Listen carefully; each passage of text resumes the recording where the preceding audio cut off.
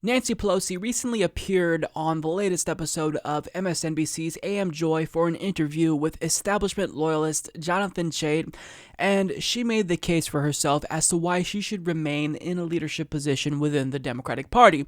And as you're going to see here, her argument was astoundingly hypocritical. These are the 51 people who were surveyed who are candidates. 42 of them are not Democratic nominees. 9 of them are incumbents who have said that they will not support you in the run for Speaker. Well, let me just say, first of all... Well, one, I mean, why not, if the Democrats take back the House, give up the gavel? Well, first of all, let me just say this, and I know NBC has been on a jag of this. This is one of their priorities, to undermine my prospects as Speaker. But putting that aside, I have not asked one person for a vote. I haven't asked a candidate or an incumbent for a vote. What's important, and I know better than anybody how important it is for us to win this election, because I see up close and personal what the Republicans and this president are doing.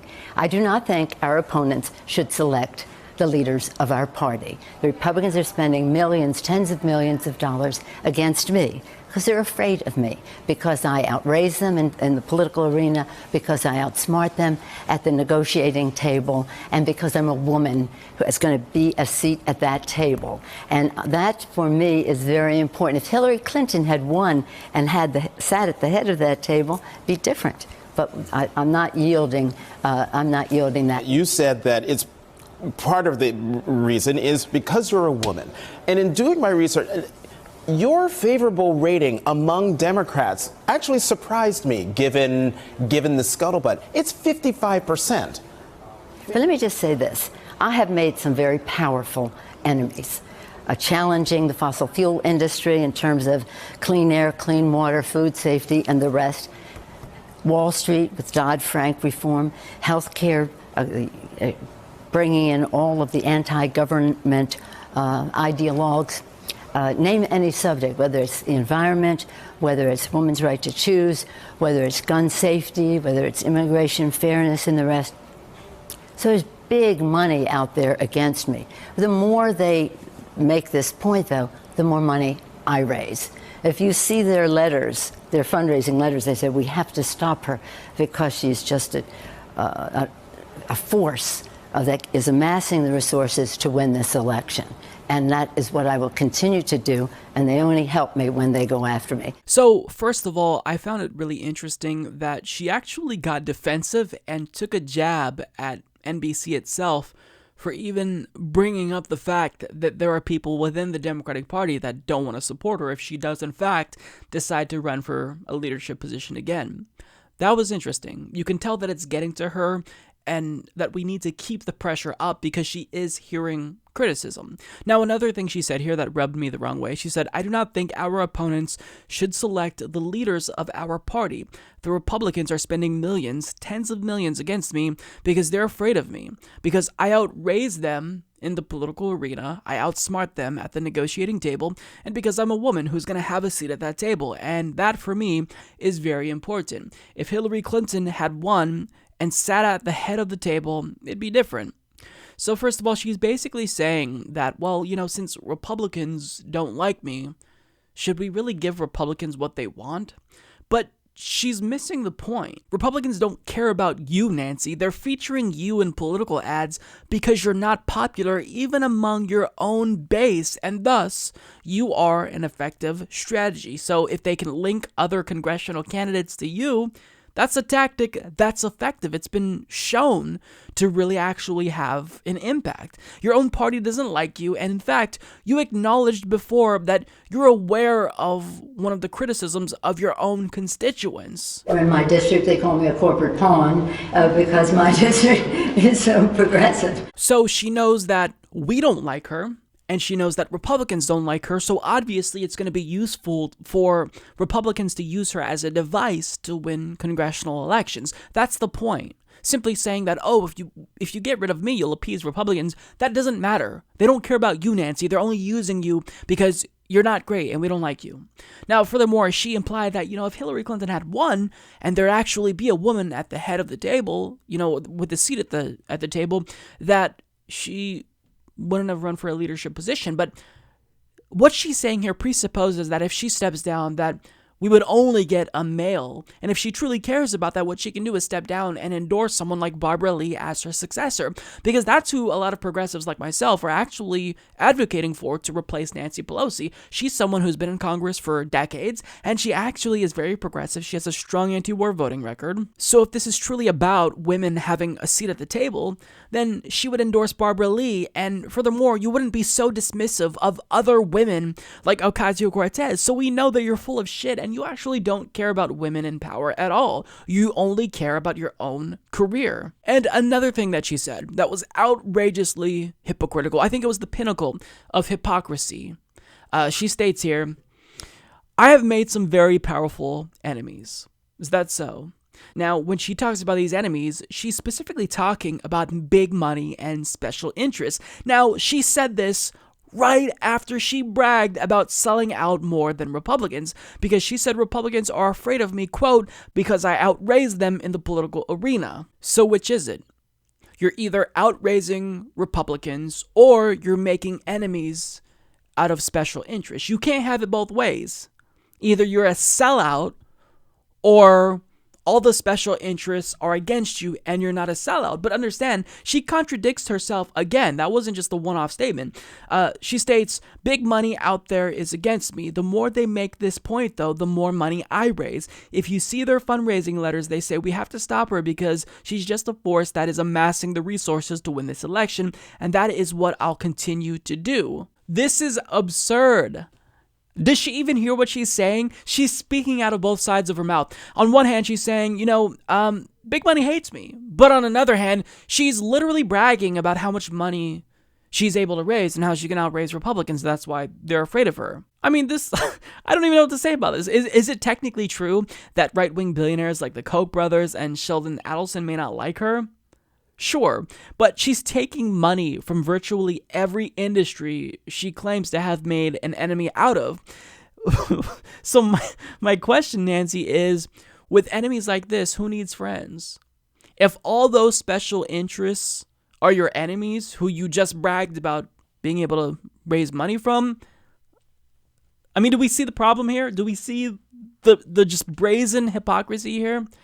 I mean, hearing her speak almost makes my head explode because she doesn't get, it's not connecting how being an enemy of big money donors and selling out the most to big money donors, those are mutually exclusive things. You can't be both of those things at the same time, Nancy. Either you're a sellout or you're not. She doesn't get it. After she just bragged about what a prolific fundraiser she is and how she's able to outraise Republicans constantly, she's going to break the hypocrisy meter again in this next clip and talk about how problematic dark money is when she was asked what the Democratic Party stands for. There are a lot of people out there, particularly Democrats, who are saying the Democrats have no message. The Democrats, they don't know what they're for. They know they're against President Trump, but they don't know what they're for.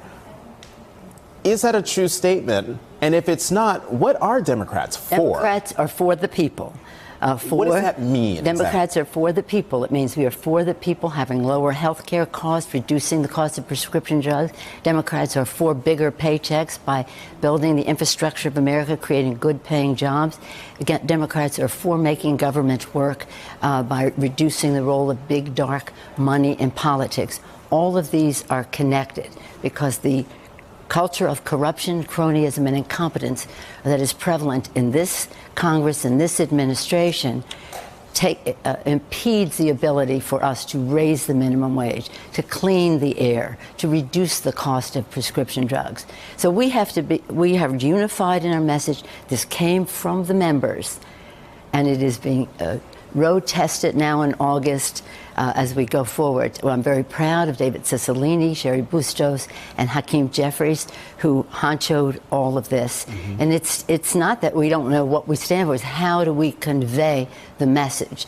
And every day we have a fight. What we have to do is brag about it more. Now, I don't know if you missed it because it was subtle, but she directly tied dark money to Congress's inability to pass policies that the American people care about. She said it was due to cronyism, corruption, and incompetence. But what's interesting is that as she denounces the dark money that Republicans receive, she's literally bragging about the dark money that she takes herself. And ironically, as she's listing off the policy ideas that the Democratic Party is supposedly in favor of, notice how she doesn't say something like Medicare for all. She just states access to healthcare is something that the party is advocating for. Now, why won't she say that she supports Medicare for all or that Democrats support Medicare for all? Well, it's specifically because she's taking dark money from health industry PACs. So when she talks about dark money impeding Congress's ability to pass popular policies, she's right, but she isn't willing to admit that dark money also corrupts Democrats as well. And it's precisely why we no longer want her to be the leader. So she's speaking about this problem of dark money that plagues Republicans, all while not realizing dark money is preventing them from supporting policies that Americans overwhelmingly support, like Medicare for all. I mean, it's insane. I don't think there's ever been a more hypocritical politician on the left than someone like Nancy Pelosi. This is outrageous. I honestly don't even know what to say. It's just laughable. Now understand that whenever they come up with a new slogan, what was the last time? Better jobs, better deals, something idiotic like that. It sounded like the Papa John slogan. But this time, their slogan is for the people. Notice how whenever they coin a new phrase, it's always as vague as possible. What does for the people mean? There is, 7.4 billion humans on this earth? There's more than 300 million Americans? I mean, which people are you for? There's a lot of people. You have to pick and choose which people you're in favor of. Are you in favor of working people or rich people? You can't be in favor of both simultaneously. It doesn't work that way. You have to choose which people you're in favor of. You can't just say, I'm for all people, because that means absolutely nothing. People like Nancy Pelosi, they remain intentionally vague because they want to pretend to be for average Americans while actually serving their donors behind closed doors. And she mentioned that they're testing out this slogan, and that actually irritated me as well, because they just don't know how to not be fake, because they don't have a message. She doesn't have a message. You shouldn't have to focus group or test out slogans. Just talk to people. Talk to people. That's all you have to do.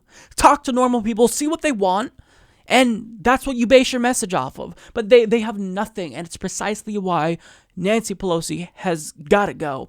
Because so long as she's in power, so long as she is in a leadership position, then it's going to embolden the right, and Republicans will keep winning. And certainly, don't get it twisted, Chuck Schumer has got to go as well, because as horrible as Nancy Pelosi is, Chuck Schumer, I think, is exponentially worse and more spineless.